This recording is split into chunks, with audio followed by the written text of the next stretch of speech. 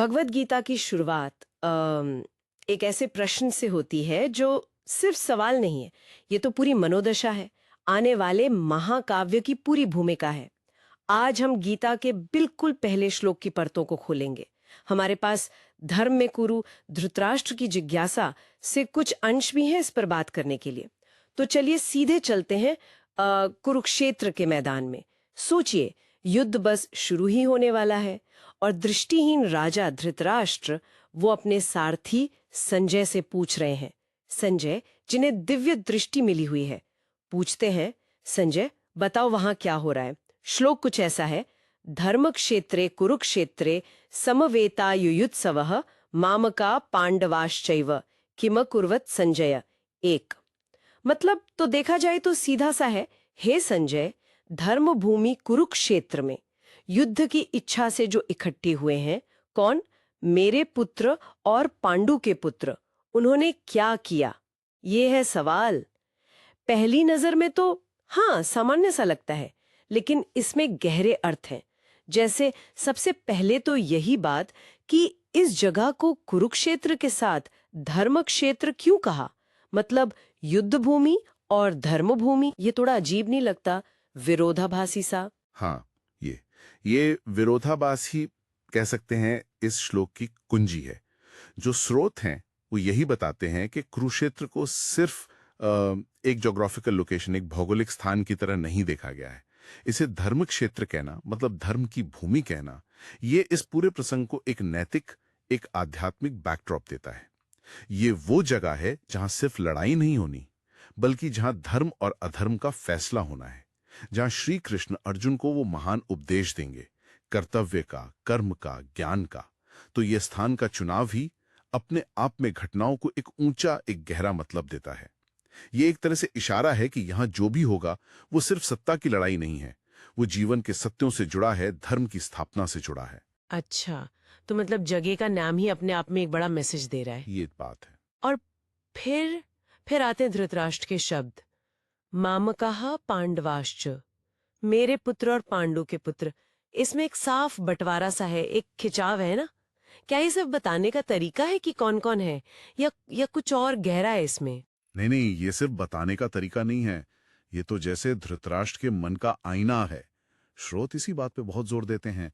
मामकाह मतलब मेरे, ये शब्द अपने बेटों के लिए इस्तेमाल करना और पांडवों के लिए सिर्फ पांडवाह कह देना, ये उनके अंदर के गहरे पक्षपात को, मोह को दिखाता है। बिल्कुल साफ।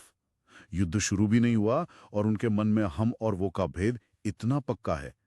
यहीं से हमें उस असली संघर्ष की झलक मिलती है जो सिर्फ मैदान में नहीं, बल्कि किरदारों के मन में भी चलेगा। उनका अपना मोह, अपनी आसक्ति एक तरफ और धर्म दूसरी तरफ। तो उनका यह सवाल सिर्फ जानकारी के लिए नहीं है, ये उनकी चिंता दिखाता है, उनकी असुरक्षा दिखाता है और उनका जो अन्याय वाला रवैया है वो भी दिखाता है। वो असल में ये जानना चाह रहे हैं कि मेरे बेटों ने उनके बेटों के साथ क्या किया, जैसे कि नतीजा तो उनके ही पक्ष में आना चाहिए। हाँ, ये बात तो है। मतलब सवाल पूछने वाले की नीयत और उसका देखने का नजरिया, वो भी उतना ही जरूरी है जितना कि सवाल खुद।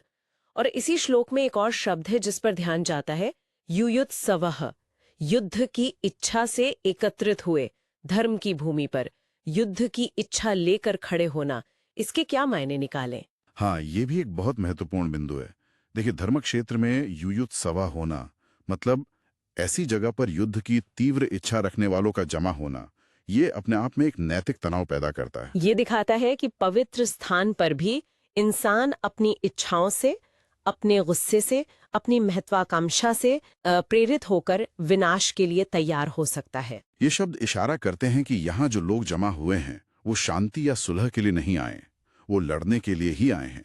और यही चीज आने वाले विनाश की ओर और गीता के उपदेश की जरूरत की ओर इशारा करती है। मतलब धर्म क्षेत्र में खड़े होकर युद्ध की इच्छा रखना, ये खुद ही एक बड़ा नैतिक सवाल खड़ा करता है।